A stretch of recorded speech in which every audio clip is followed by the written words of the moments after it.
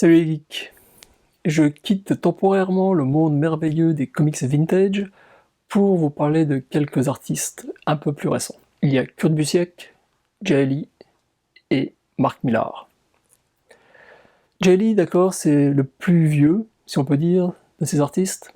Et comme vous allez pouvoir le constater, j'ai pas grand chose à dire sur ces trois artistes, mais je voulais quand même vous les présenter parce que chacun d'entre eux a un style particulier, m'a touché d'une façon ou d'une autre, et je me dis que ce sera peut-être, je l'espère, le cas aussi pour vous.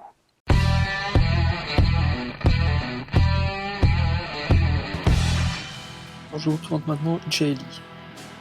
Jay Lee, malheureusement, je n'ai pas grand chose à dire sur lui, parce que je l'ai découvert dans les années 90. Et comme vous le savez, j'ai eu un trou de quasiment 20 ans dans mon suivi des comics, et donc je l'ai retrouvé dans les années 2015-2016, ce qui m'a permis de m'acheter Sentry, Les Inhumains et Hellshock, mais en même temps je ne sais pas du tout ce qu'il fait en ce moment. Je vais quand même vous parler de cet artiste, car j'ai adoré ce qu'il a fait sur Hellshock et sur Namor, en tout cas sur la couverture de Namor. Namor, c'est la première série sur laquelle il a travaillé de façon continue, d'après ce que je sais. Il a repris la série de John Byrne au dessin. C'est-à-dire que John Byrne continue à faire son scénario, mais lui s'occupait des dessins. Je me souviens avoir vu ces couvertures qui tout de suite m'ont fait penser à Sienkiewicz.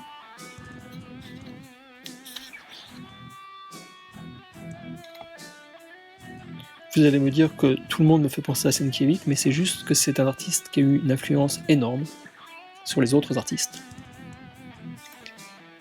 qui ont travaillé chez Marvel et ailleurs, dans le monde des comics. C'est bien évidemment le côté stylisé de son dessin qui me rappelle celui de Sienkiewicz. Maintenant, il faut dire qu'au niveau comic book, au niveau narration, visuel, on est plus proche de John Byrne en fait que de Sienkiewicz. Là, c'est un train qui passe derrière, en fond sonore. En fait, je pense que j'ai dû voir certaines de ces planches, ou en tout cas certains de ces dessins, dans le magazine Preview que je suivais à l'époque.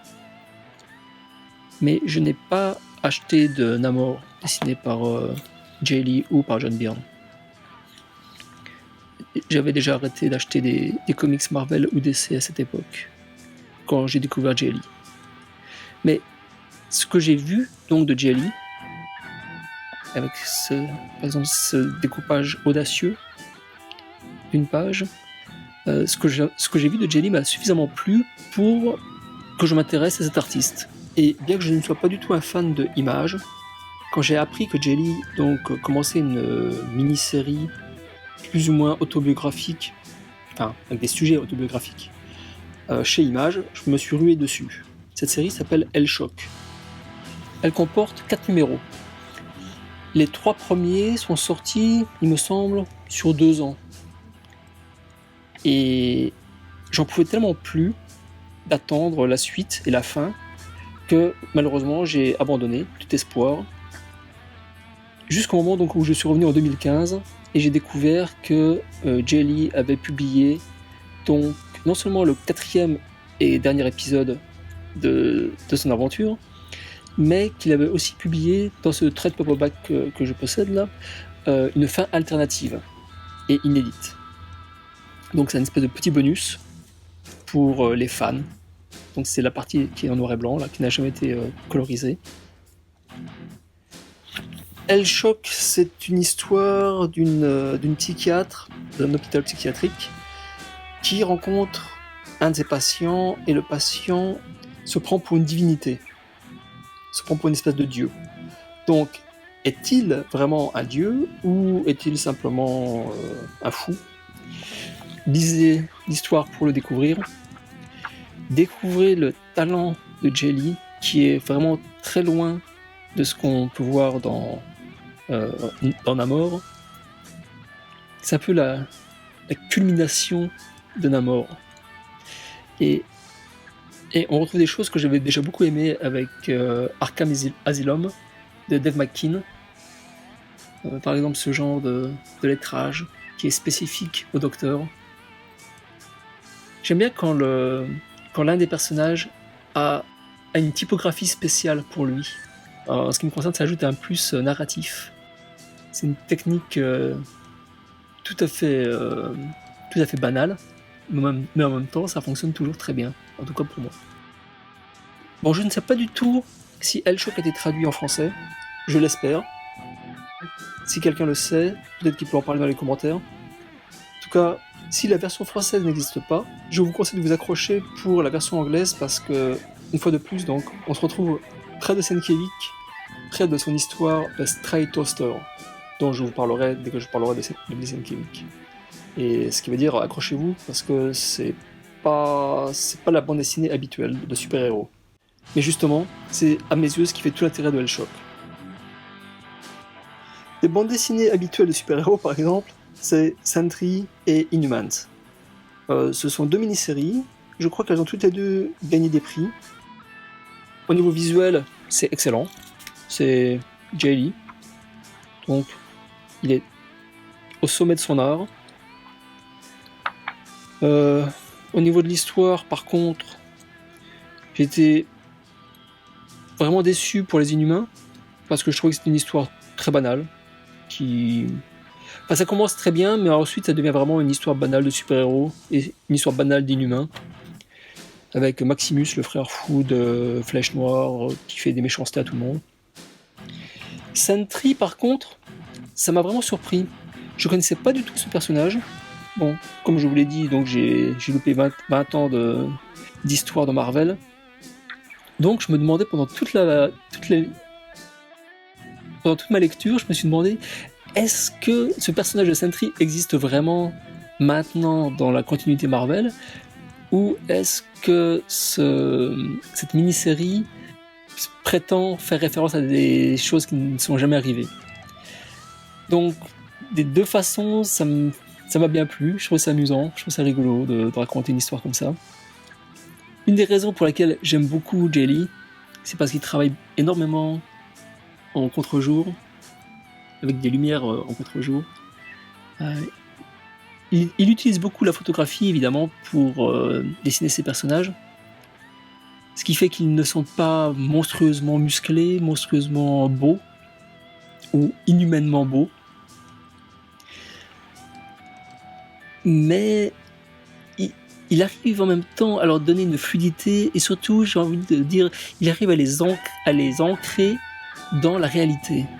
Donc ce sont des super-héros, ce sont des monstres, ce sont des personnages qui n'existent pas, mais le style de Jay Lee fait que il n'y a pas vraiment de différence entre Monsieur Tout-le-Monde et puis Red Richard, et ça c'est quelque chose que j'aime beaucoup, que j'apprécie beaucoup. Donc Jay Lee arrive à dessiner et à rendre crédibles des personnes qui en fait ne le sont pas du tout. Enfin, donc vous aurez bien compris que j'aime beaucoup Jay Lee. J'aime énormément son style de dessin.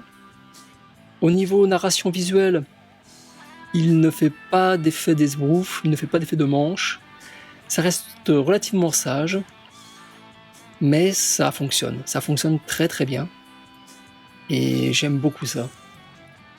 Vous voyez ici aussi, donc on est dans les premiers épisodes, les cases sont bien à droite, et plus on avance dans l'histoire, plus les cases sont dessinées à la main.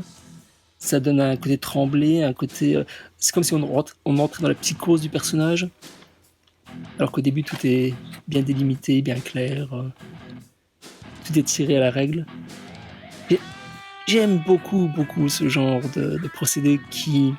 C'est subtil, mais c'est des détails subtils qui permettent de rentrer dans la tête des personnages, de mieux les comprendre, je trouve. Je passe maintenant à Alex Ross et 2 séries phares. La première, c'est Astro City de Kurt Busiek. Alex Ross a dessiné les personnages et a fait les couvertures, mais ce sont d'autres dessinateurs qui ont fait les pages intérieures. La deuxième série, c'est un ensemble de séries. Il y a d'abord Marvel, après Kingdom Come et Justice, où Alex Ross a co-scénarisé certaines histoires et a fait toutes les illustrations, que ce soit les couvertures ou à l'intérieur. Je pense que vous connaissez tous le Watchmen de Alan Moore. Astro City c'est le Watchmen de Kurt Busiek, si on peut dire. Kurt Busiek a eu l'idée donc de créer une ville, Astro City, dans laquelle les super-héros existent et interagissent avec les êtres humains, mais c'est vu du point de vue des êtres humains, ce qui rappelle bien évidemment la mini-série Marvel. J'ai ici les 5 premiers traits de paperback. Je ne sais pas si ça a été traduit en France. Je sais que j'ai adoré justement ces histoires. Chacune peut se lire indépendamment les unes des autres, et elles forment quand même un tout. Elles se suivent, mais elles peuvent se lire séparément. Certaines histoires sont racontées du point de vue d'un personnage, et après on aperçoit dans une histoire suivante cette première histoire qui est en trame de fond, donc ça permet de créer un univers cohérent.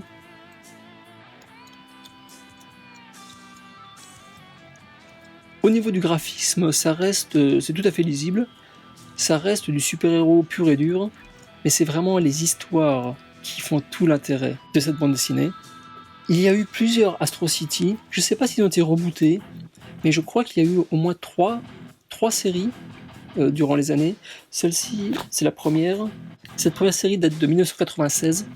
J'avais jeté un œil dans Wikipédia quand je suis revenu en 2015 aux comics, et j'ai vu qu'il me semble, si je me souviens bien, il y a eu au moins 2 ou 3 reboots ou des essais pour continuer la série. Astro City, ça fait partie de ces séries, à chaque fois que je les relis, je me dis il faut absolument que je me procure les numéros suivants, mais j'ai tellement de séries en retard ou des séries en attente comme ça, j'oublie. Régulièrement j'oublie, ou ça passe à l'arrière-plan parce qu'il y a d'autres séries qui me paraissent plus importantes. Je le regrette. Astro City, j'ai envie de dire que si vous franchissez les portes de la ville, ou les portes donc de l'un de ces traits de paperback, vous n'allez pas en revenir indemne. C'est vraiment très bien écrit. Les personnages sont touchants, sont attachants. On y croit. C'est le talent de Kurt Busiek, on y croit. La principale différence avec son travail sur Marvel, c'est que il a X numéros pour s'étendre, pour raconter ses histoires. Il n'y a pas juste 4 épisodes. Ça permet à chaque fois, chaque trait de paperback contient une histoire complète qui s'étale donc sur 4 ou 5 numéros. Et c'est excellent, c'est absolument excellent. Je vous le recommande.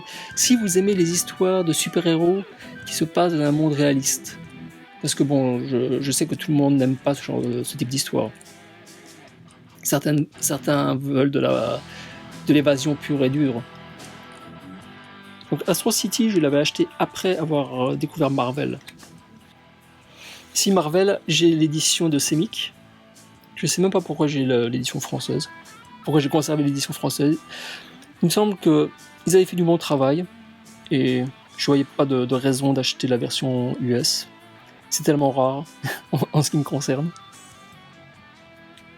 J'avais beaucoup aimé le point de vue pour raconter l'histoire, que ce soit un journaliste, enfin un photographe, journaliste, parce que généralement les journalistes sont des enquêteurs plus ou moins frustrés, et je trouve que c'était une excellente idée de nous faire suivre l'aventure du monde des super-héros Marvel du point de vue d'un photographe. Photographe qui en vieillissant n'est pas sans ressembler à Stan Lee, avec sa petite moustache. Et ouais, donc, je sais pas si ça vaut la peine de le présenter, mais Marvel raconte donc l'histoire des super-héros Marvel du point de vue d'un photographe qui les suit pendant, je sais plus, 30 ans, 40 ans. C'est pareil que Astro City, c'est très bien écrit, et donc, comme je l'ai dit précédemment, ça ne dure que 3 ou 4 numéros, alors que Astro City, vous avez au minimum, je crois que c'est 7 traits de paperback pour la première série. Je n'ai que les 5 premiers en fait. Alors ensuite, j'ai acheté Justice sur les conseils de j'allais dire mon collègue les comics de Fred, mon ami les comics de Fred, qui est un grand fan de Alex Ross, qui ne jure que par Alex Ross. Et donc j'ai acheté ce trade paperback. Cette histoire se démarque de Marvel et de Astro City par le fait que Justice représente la Justice League of America, donc les super-héros de DC avec Batman, Superman, Wonder Woman, Flash, Green Lantern, etc., qui se retrouvent confrontés à une espèce de Justice League des méchants. Et bon, je vous laisse découvrir l'histoire. Personnellement, j'ai pas trop accroché, mais c'est pas parce que c'est mal raconté ou parce que c'est mal dessiné. Blasphème, horreur, malheur, qu'est-ce que j'ai dit ? Bien sûr que non, c'est très bien dessiné et c'est relativement bien raconté. C'est juste que moi je suis pas un fan de DC, donc les personnages, leurs relations, tout ça, j'y connais pas grand-chose et ça me touche pas vraiment. Alors que je suis un grand fan de Marvel et que dans Astro City, on découvre en fait des personnages qui sont plus ou moins des copies des héros Marvel ou DC. Mais étant donné qu'ils n'ont pas d'histoire à proprement parler, on la découvre en même temps que les personnages des comics. Alors que dans Justice, en fait, je connais beaucoup de personnes de nom, mais ce sont surtout les héros, et je connais pas du tout les vilains. Donc je suis un petit peu passé à côté, mais je le conserve, en me disant que peut-être un jour, parce que je continue à lire des DC, et peut-être qu'un jour, je m'y connaîtrai suffisamment pour vraiment apprécier à sa juste valeur ce titre. Pareil pour Kingdom Come, j'ai une édition, de luxe. Donc c'est une boîte cartonnée dans laquelle il y avait les révélations, qui est en fait un making-of, avec plein de crayonnés, des esquisses, et des commentaires qui expliquent comment les personnages ont été créés, sur quelle a été leur aspiration, pourquoi ils ont été créés de cette façon, etc. C'est très intéressant, j'aime beaucoup ce genre de choses. Et puis donc Kingdom Come lui-même, qui est la réponse DC à Marvels.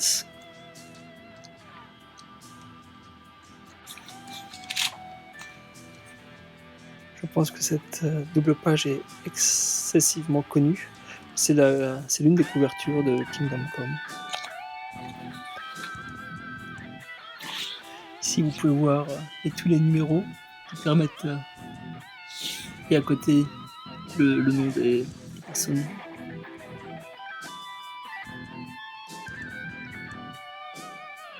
C'est un travail de fourmi au niveau de la peinture pour pouvoir faire toutes ces têtes.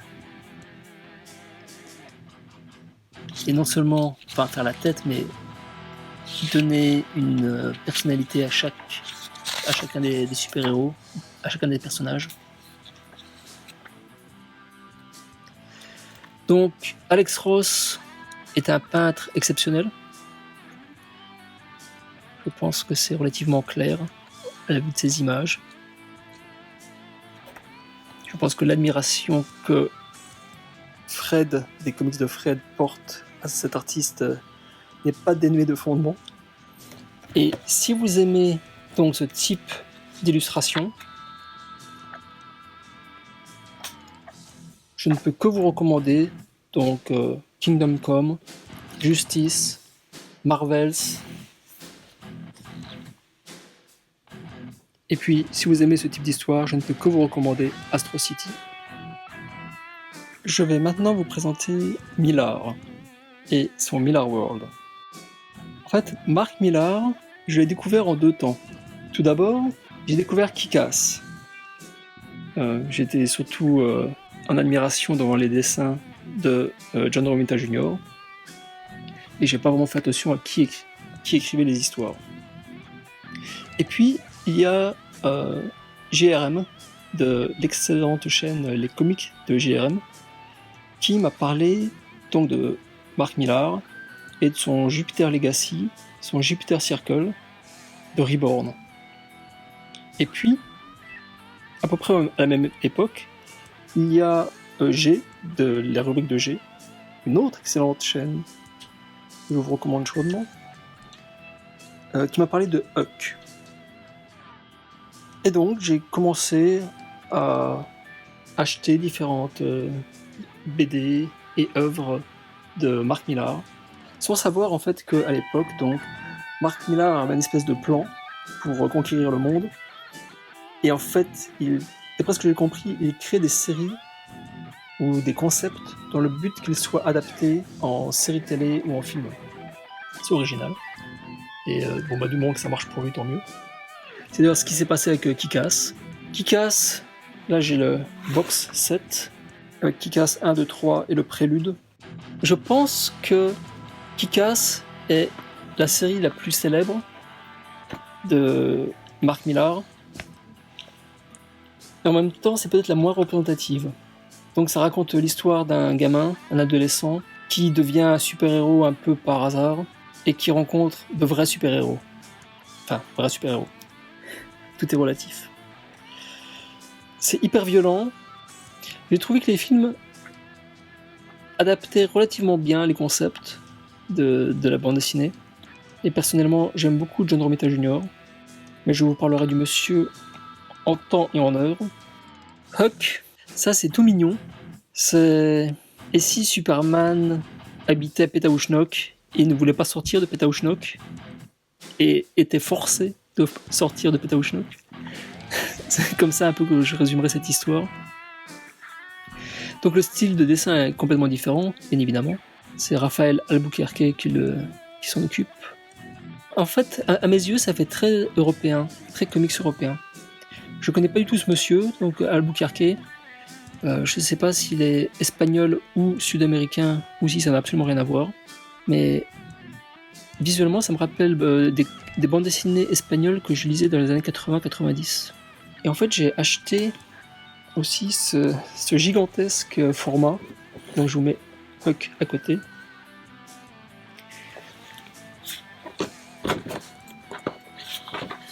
Qui reprend les premières pages, mais uniquement les premières pages, en noir et blanc, et je pense au format d'origine. Quoique maintenant tout est fait digitalement, donc c'est un petit peu difficile de savoir quel est le format d'origine.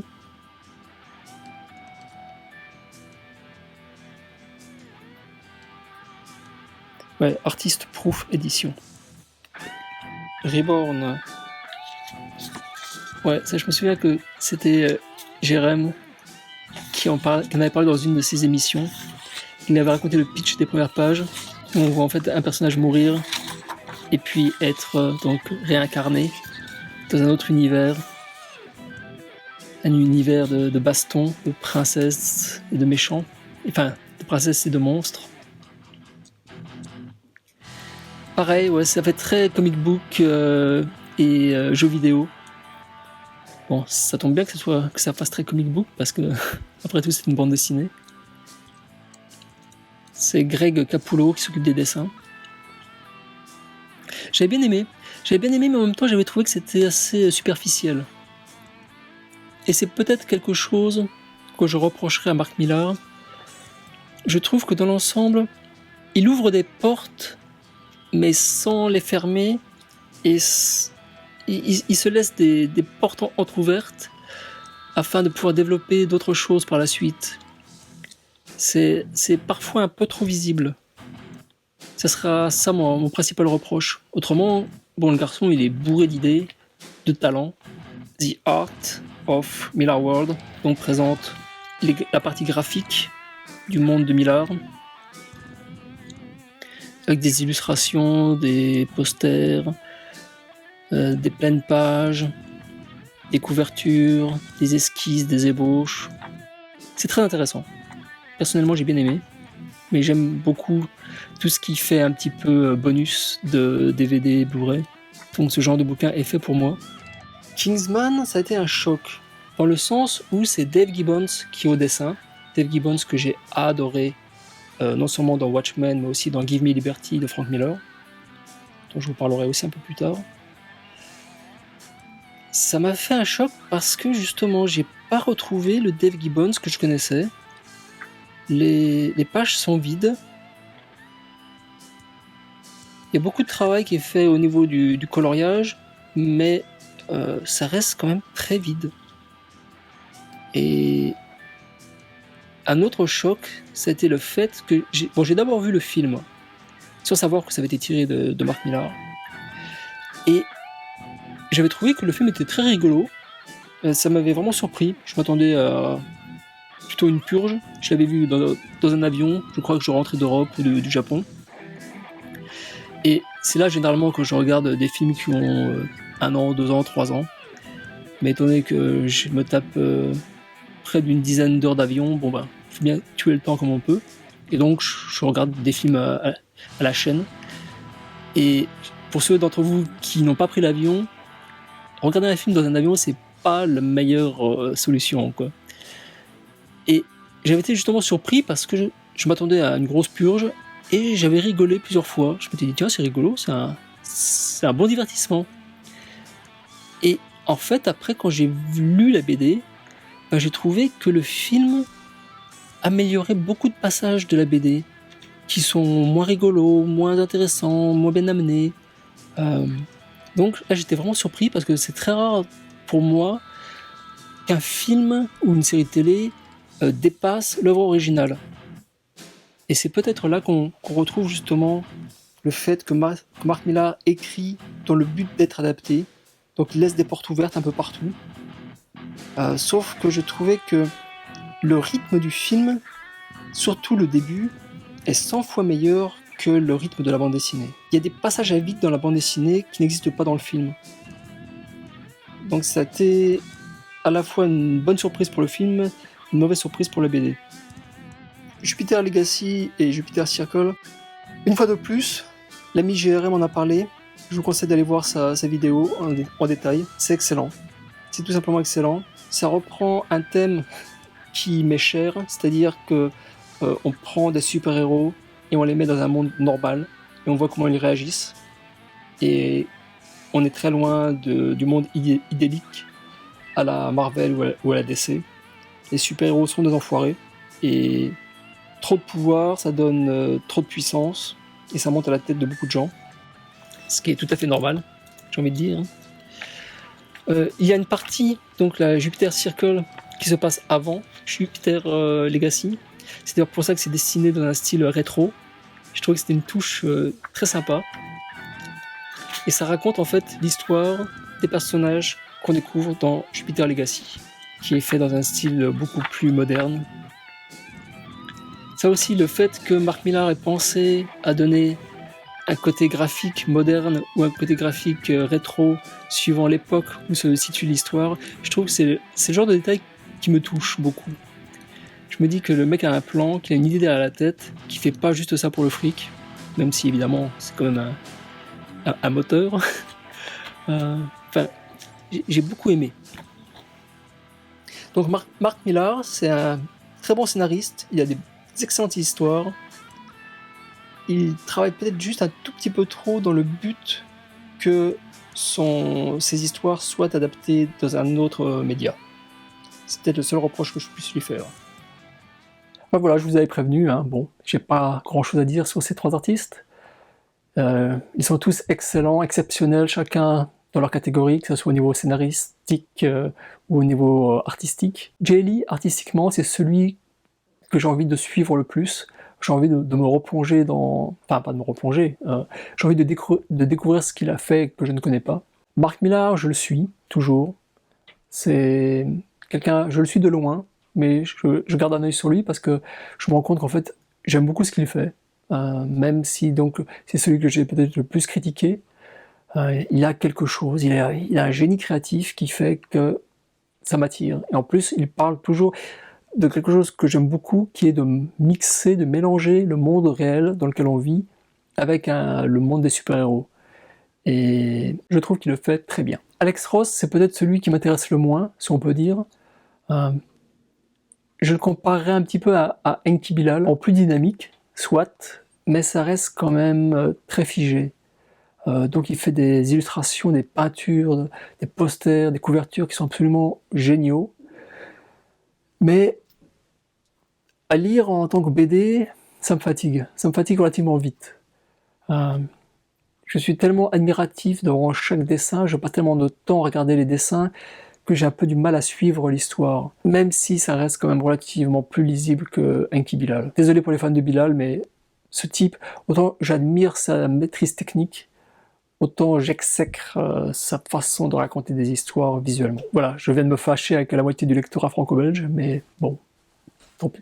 J'espère donc que cette vidéo a rempli son objectif, de vous faire découvrir ou redécouvrir certains artistes que vous ne connaissez pas, ou des œuvres inconnues de certains artistes. Si vous avez des choses à ajouter, n'hésitez pas, hein, les commentaires sont là pour ça. C'est la partie interactive de YouTube, où vous pouvez apporter votre pierre à l'édifice, et apporter un complément d'information, si vous l'estimez nécessaire, surtout en ce qui concerne les traductions françaises, parce que là, je manque cruellement d'informations à ce niveau-là.